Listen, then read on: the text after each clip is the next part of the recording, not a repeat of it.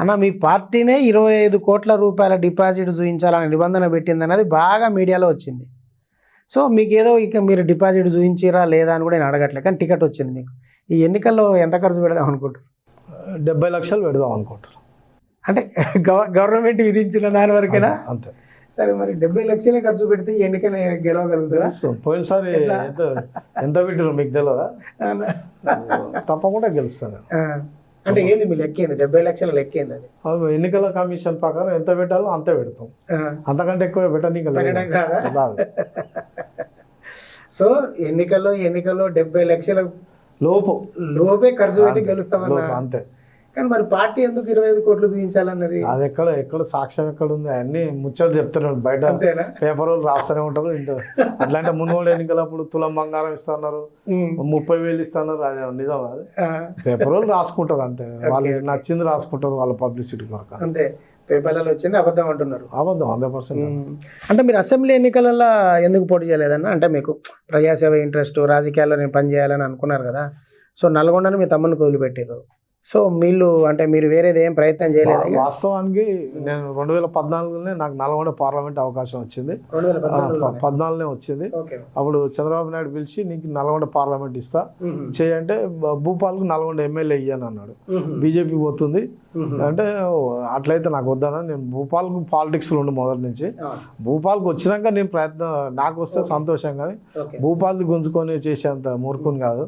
Character assassination అవుతుంది, నాకు ఇష్టం లేదన్న అని చెప్పి నేను రిజెక్ట్ చేసిన. అది జరిగింది. తర్వాత నేను మున్గోడు ఉప ఎన్నికల్లో నేను ట్రై చేసిన. అప్పుడు కేసీఆర్ గారు పిలిపించుకొని నీకు నల్గొండ పార్లమెంట్ ఇస్తా, ప్లాన్ చేసుకో ఇది అంటే, సరే అన్న అధిష్టానం ఏది చెప్తే అది మేము కట్టుబడుతున్నాం కనుక దాని ప్రకారమే నేను కట్టుబడి ఉన్నాను. సో మీకు మున్గోడు అడిగిరు కానీ రాలేదు, కానీ అంటే మున్గోడు ఉప ఎన్నిక సమయంలోనే మీకు ఇది నల్గొండ లోక్సభ హామీ వచ్చింది అప్పుడు. Okay okay. సో ఇప్పుడు మీరు టికెట్ వచ్చినప్పటి నుంచి బేట్లే తిరుగుతున్నారన్న, అంటే ప్రచారానికి నియోజకవర్గాలు తిరుగుతున్నారుగా, ఎట్లా ఉంది రెస్పాన్స్ మీకు? నేను వాస్తవం చెప్పాలంటే నేను అభ్యర్థినని నా ఫేవర్ మాట్లాడుకోవడం అని కాదు, కానీ 40 సంవత్సరాల రాజకీయ జీవితంలో ఇంత ప్రభుత్వ వ్యతిరేకత వస్తుందని నేను ఊహించలేదు. చాలా బ్రహ్మాండంగా ఉంది ప్రతిస్పందన.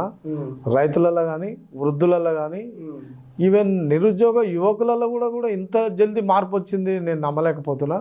చాలా బాగుంది, తప్పకుండా గెలుస్తాను నమ్మకం ఉంది. సో ఇప్పుడు మొత్తం అన్ని నియోజకవర్గాలు తిరిగి వచ్చారన్నా?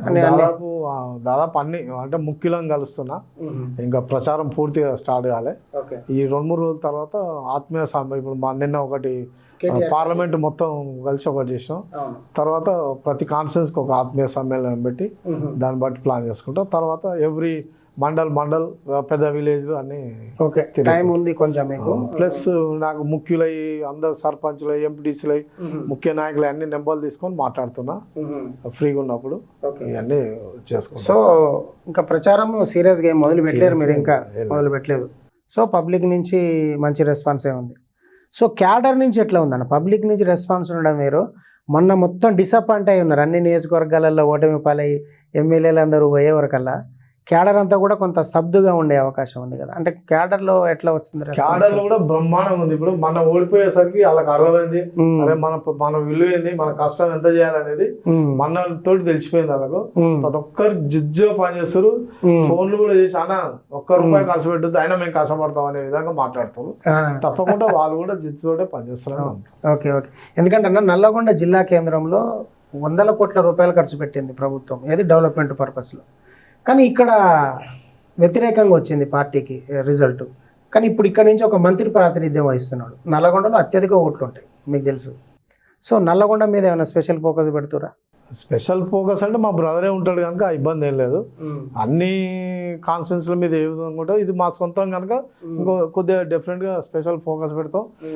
అప్పటికి ఇప్పటికి కూడా ఓటర్లలో తేడా వచ్చింది. అరే అప్పుడు భూపాల్లో నన్ను అనవసరంగా ఓడగొట్టినాం, మేము ఇట్లా అనుకోలేదు అని చెప్పి చాలా మంది మాట్లాడుతారు. తప్పకుండా మంచి మెజార్టీ వస్తుందని నేను అనుకుంటాను. అంటే ఈ నియోజకవర్గం మొత్తంలో అంటే 7 సెగ్మెంట్లలో గత బీఆర్ఎస్ ఏం అభివృద్ధి చేసింది అన్నది ఐడియా ఉందా మీకు? ఏమేమి పనులు చేసింది, ఎంత ఖర్చు పెట్టింది అన్నది ఏమన్నా అవగాహన ఉందా? దాని మీద అంటే లిఫ్ట్ ఇరిగేషన్ కానీ, ప్రతి జిల్లా హెడ్ క్వార్టర్లో డెవలప్మెంట్ కానీ, గ్రామాలలో సీసీ రోడ్లు కానీ, ఎలక్ట్రికల్ ట్రాన్స్ఫార్మర్లు కానీ, ప్రతిదీ పర్సనల్గా వస్తే ఇక రైతు బంధు ఇవన్నీ ఉన్నాయి కదా, కళ్యాణ లక్ష్మి ప్లస్ మన ఈ గురుకుల హాస్టల్ కానీ, ప్లస్ నవోదయ స్కూల్ కానీ, ఇవన్నీ చాలా ఇవన్నీ మీరు చూస్తూనే ఉన్నారు. ఎక్కడ కరెక్ట్ చెప్పాలంటే ఏ గ్రామంలో ఇప్పుడు సీసీ రోడ్లు మిగిలేవు, ఇక దాదాపు అంతా క్లోజ్ అయిపోయినాయి, మ్యాక్సిమం వర్క్ అయిపోయింది. లిఫ్ట్ ఇరిగేషన్లు హుజూర్ నగర్ కానీ, సాగర్ కానీ, కోదాడు కానీ ఇవన్నీ చేయడం జరిగింది. ఇంకా మళ్ళీ ఒకసారి కలిసి ఇంకా చేసేది ఉండే, సరే దురదృష్టవశాత్తు జరిగింది. అంతే అంతే. అయితే నేను అడగదలుచుకున్న ఇంకొక ప్రశ్న ఉందన్న, ఈ ఎన్నికల్లో మీకు బీఆర్ఎస్కు కాంగ్రెస్ నుంచి ఎక్కువ పోటీ ఉందనుకుంటున్నారా, బీజేపీ నుంచి ఎక్కువ పోటీ ఉంటుంది అనుకుంటున్నారా? నల్గొండ పార్లమెంటా 100% కాంగ్రెస్కి మాకే పోటీ ఉంటుంది, బీజేపీ అంత ఉంటుందని నేను అనుకోను. సో ఎట్లా పోటీ నామపాత్రమే ఉంటుంది బీజేపీది, మా ఇద్దరు మధ్యలోనే పోటీ ఉంటుందని నేను నమ్ముతాను. కాంగ్రెస్ వర్సెస్ బీఆర్ఎస్ ఉంటుంది, డెఫినెట్గా అదే ఉంటుంది. ఓకే, ఎందుకంటే బీజేపీ ఆయన మీ మొన్నటి కనుక మీతో పాటు ఉన్న నాయకుడు కదా, నల్గొండ చాలా దగ్గరలో రాజకీయాల్లో అయితేనే ఉంటాయి. నేను అనేది కూడా అదే అన్న, ఎందుకంటే బీఆర్ఎస్ ఈసారి గెలిచే అవకాశమే లేదు అన్న ఒక అభిప్రాయంతో చాలా ఎంపీ స్థానాలలో సిట్టింగ్ ఎంపీలు అందరూ పోయారు. మీకు తెలుసు, వరుస పెట్టి మనం లిస్టు చదివితే 5-6 ఉంటాయి. నిన్న టికెట్ అనౌన్స్ చేసినాక కూడా ఎమ్మెల్యే కడియం శ్రీహరి కూతురు వెళ్ళిపోయింది. అంటే ఒక విధంగా సిట్టింగ్ ఎంపీలలో పూర్తి అభద్రతా భావం కనిపిస్తుంది బీఆర్ఎస్ గెలవదని. సో మీకెందుకు అంత విశ్వాసం కలుగుతుంది? ఇప్పుడు ఆల్రెడీ ఎంపీలు చేసిన వాళ్ళే భయపడి పక్క పార్టీలకు పోయారు. అదే వాళ్ళకి నాకు తేడా అదే, మరి వాళ్ళు భయపడతాను, నేను భయపడాను. నాకేం పోయిన గవర్నమెంట్ లో 100 కోట్ల బిల్లు ఆపారు, అయినా నేనేం భయపడలే. తెలుగుదేశం పార్టీలే ఉన్నా నేను, నాకేం భయం లేదు.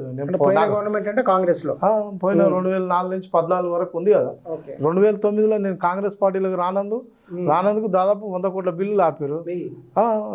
9లోనే ఆపారు, 9-10లోనే ఆపారు నాది. ఆయన నేను ఇదే కోమటిరెడ్డి బ్రదర్స్ ఆపారు, ఆయన లెటర్లు కూడా ఉన్నాయి నా దగ్గర. నా ఆ కక్ష దాంతో ఆజిద్దితోటే కదా మేము నల్గొండకు వచ్చింది.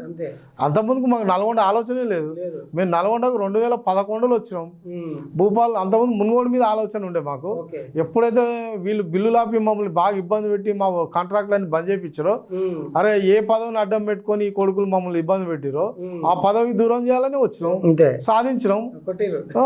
సరే మొన్న అంటే గాలికి ఇబ్బంది అయింది, ఓకే సాధించినాం, కొట్టినాం. ఇప్పుడు కూడా నాకేం భయం లేదు. నేను పోరాడితే పోయేది ఏముంది, బానిస సంఖ్యలు తప్పిస్తే. నాకు పోరాటం అంటేనే ఇష్టం, నాకంటే పెద్దోళ్ళతోటి యుద్ధం చేయడం అంటేనే నాకు ఇష్టం. అందులోనే మజా ఉంటుంది, నాకేం ఇబ్బంది. సో ఇంతమంది ఎంపీలు వెళ్ళిపోయినా కానీ మీకు ఇంకొకటి అధిష్టానానికి ఏం చెప్పినంటే, అన్న నాకు టికెట్ ఇవ్వండి, అవతల రాహుల్ గాంధీ కానీ, సోనియా గాంధీ కానీ, ప్రియాంక గాంధీ కానీ ఎవరు వచ్చినా నాకు టికెట్ ఇవ్వండి అని నేను పోటీ చేస్తా, చూసుకుంటా దాని అంతేందో అని చెప్పిన. ఎవరు నిలబడ్డా ప్రజలు ఓట్లు వేయాలి కదా, వాళ్ళు లేదంటే అదే జరుగుతుంది కదా. ప్రజలు ఇష్టం ఉంటే ఎవరినైనా గెలిపిస్తారు. ఇందిరాగాంధీని ఓడగొట్టిరు, ఎన్టీ రామారావుని ఓడగొట్టిరు, నేనెంత పెద్ద లెక్క. కనుక ఫైనల్ డిసిషన్ పబ్లిక్. ఇప్పుడు నల్గొండ పార్లమెంట్లో 1952 నుంచి ఇప్పటి వరకు 17 మంది గెలిచిరు. అంతా ప్రజలతోటే గెలిచిరు కదా, సొంతంగా ఏం కాదు కదా. ఒక ఫస్ట్ రావినారాయణ రెడ్డి అంటే దేశంలో అత్యధిక మెజార్టీ వచ్చిన వ్యక్తి అతడు. మన తెలంగాణ సాయుధ పోరాటంలో పోరాడిన వ్యక్తి కనుక అతను చేశారు. తర్వాత ధర్మభిక్షం, అతడు తెలంగాణ సాయుధ పోరాటంలో చేసిన వ్యక్తి కనుక అతను చేశారు. తర్వాత భీమిరెడ్డి నరసింహారెడ్డి, అతను తెలంగాణ సాయుధ పోరాటంలో పోరాటం చేసి అసలు బాసిన వ్యక్తులు. వీళ్ళంతా వాళ్ళనంటే పర్సనల్ ఇమేజ్ తోడిగారు. తర్వాత వచ్చిన వాళ్ళంతా మామూలుగా నాలాంటి వాళ్ళే కదా, ఒకసారి ఓటేస్తే ఎంపీ అయినాకనే కదా పెద్దోళ్ళే. అందుకని నాకు విశ్వాసం ఉంది, నల్గొండ ప్రజలు తెలంగాణ సాయుధ పోరాటం నుంచి అసలు తెలంగాణలో అయింది, నైజాం ఏరియాలో అయింది తెలంగాణ సాయుధ పోరాటం ఓన్లీ నల్గొండ జిల్లాలోనే. మొదటి జనగాం ఇదంతా నల్గొండలోనే ఉండే కదా. కనుక ఈవెన్ మళ్ళీ తెలంగాణ ఉద్యమం కూడా శ్రీకాంతాచారి, అసెంబ్లీ ఎదుట చనిపోయిన యాదయ్య గారు కానీ, పార్లమెంట్ ఎదుట చనిపోయిన యాదిరెడ్డి గారు కానీ, వీళ్ళంతా మన నల్గొండలే కదా. వాళ్ళ వారసులో మేము. కంపల్సరీ మాకు జిజ్జుంటేనే మజా ఉంటుంది. అన్ని పుణ్యానికి పదవి వస్తే ఎట్లుంటుంది, పోరాటంతో వస్తేనే మజా ఉంటుంది.